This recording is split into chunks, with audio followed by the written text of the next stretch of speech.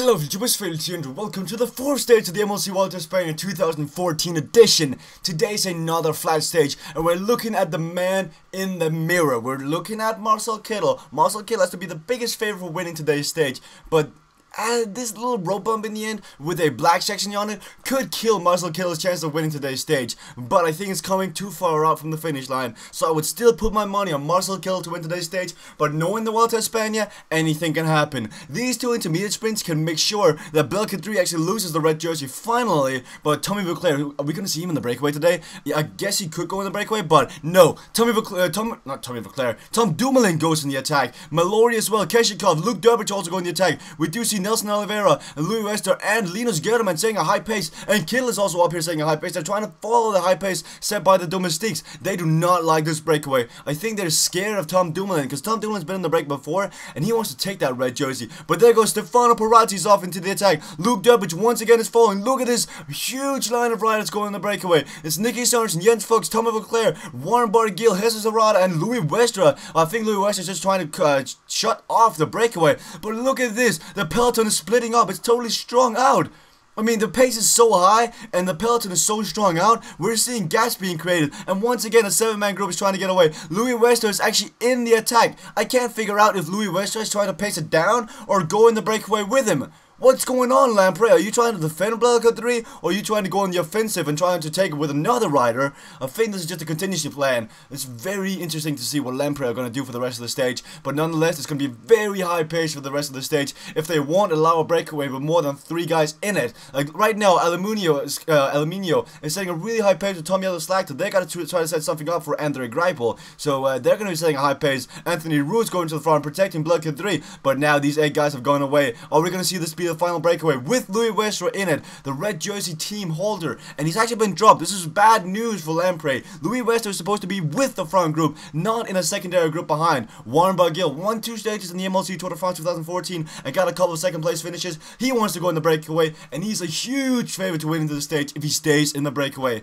Jesus Arada already got 3 points in the mountain classification, and he can get even more in today's stage. There is a category 2, and if he survives to that point, he can get so many points. We do see Peter Kenyock setting the pace. He wants to protect Marcel Kittel. He wants to keep it together, and I think they classify this 8-man breakaway as dangerous.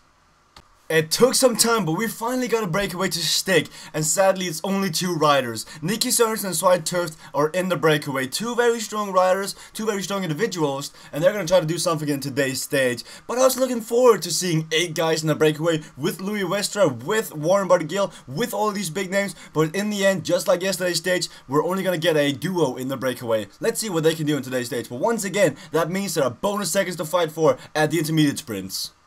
Here we go, we're at the intermediate sprint. I doubt that Svein Tufte and Nicky Sorensen will fight for it. I think Nicky Sorensen will just take it with ease because he's 24 seconds behind in the GC, and if he gets both intermediate sprints, he's going to be 4 seconds behind, so I don't think Svein Tufte is going to fight for it. But down in the peloton, we're actually seeing Pete, what are they doing? Peter Kenyock and Simon Geschke has left the other guys apparently, and they're trying to set something up for Marcel Kittel. He's going to start to sprint. Grab and Bouhanni are just behind him, but it does look like Kittel's the strongest. No, there comes Greipel. Greipel managed to beat Marcel Kittel and Bouhanni. That is looking good for today's stage. What? See, I don't get this, guys. I mean, this is obviously not true. If you watched that sprint with me, you saw that both Greipel and Bouhanni beat Kittel. But the PCM and the commissioners of the Vuelta a España says that Marcel Kittel won that one. That is obviously not true.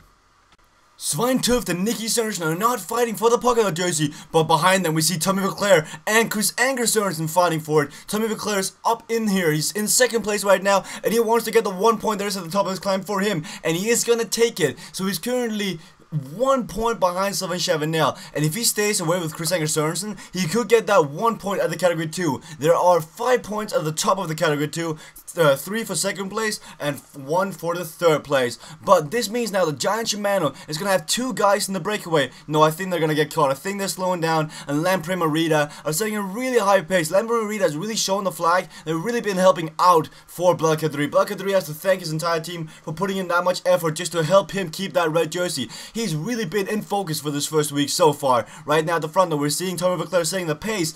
He's just maybe just want to do something, I guess. Luis Sanchez is also at the front setting the pace, while Alejandro Valverde. Alejandro Valverde could potentially take this, the jersey today if he goes in the attack at the black section of the category 2. But we're coming up to the intermediate sprint. They're not going to sprint for it in the front though, but down in the peloton. Are we going to see Kittel sprint for it again? Yes, Kittel is up here, so he wants to defend this green jersey. He wants to get all the what? No, he's actually sitting up. He's actually sitting up, and what are you doing, Kittel? Kittel sat up and then decided to sprint afterwards. So Greipel is going to beat him this time for real. I don't think the commissioners can give that one to Kittel. Yes, they do end up giving it to Greipel finally. So that's 4 bonus seconds and 1 point to Greipel and nothing to Kittel. But we're now nearing the category 2, the most impactful climb of the day.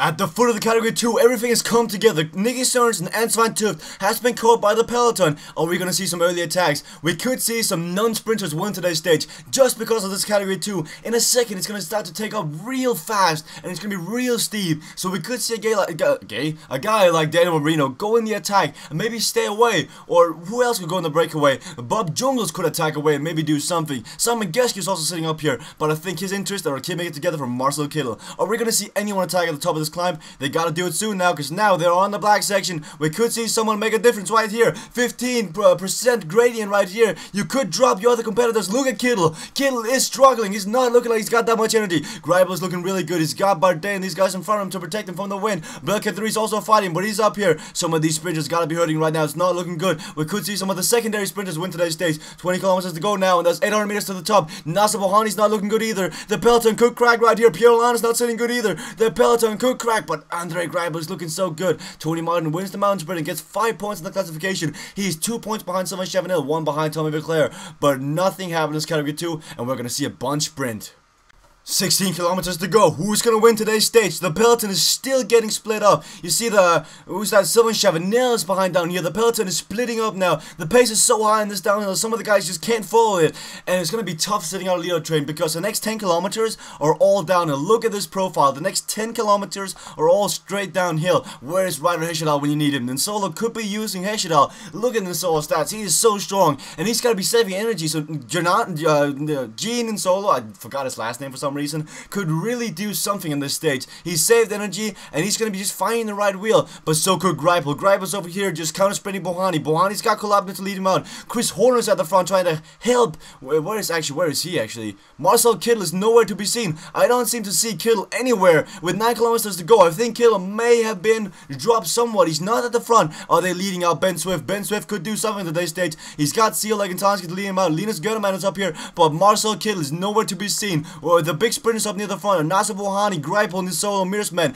Degenkolb is also up here. Degenkolb won 7 stages of the MLC Tour de France. He's also known as John Miracle Domination Degenkolb. He could definitely do something. 4 kilometers to go now. No leaders trains are being set up. Ben Swift is going the attack now. Ben Swift is near the front. You maybe want to do something with 3 kilometers to go. The absence of Marcel Kittel. No, Marcel Kittel has made his way back now. Marcel Kittel has found his way to the front with 3 kilometers to go. They actually have somewhat of a sprint train with Ben Swift and Marcel Kittel. On the left side though, Andre Greipel is just following him, but Kittel goes back again. He can't do anything. There goes Meersman. Goss is up here. Ninsolo's on the left side, but there goes Degenkolb. Degenkolb seems to be very strong. It's between Meersman and Degenkolb, and Ninsolo's gonna come now. It's gonna be very close. It's gonna be right on the line. Degenkolb takes it away from Meersman. That is a steal, ladies and gentlemen. That is a steal. John Degenkolb steals the stage win away from Johnny Meersman. Johnny Meersman deserved that one, but he didn't get it. Ninsolo comes in 3rd place. Matthew Goss in 4th place. That's not something you see every day. Roman Bardet got 6th, and you see Talansky in 8th. Kittel just went away in the end. Kittel didn't have it. It's not his stage. The climb just killed him. I accidentally skipped the podiums. I'm very sorry, guys. Let's just go look at the profile, at least the points. So the red jersey did not change hands. Change at least bike, I can say.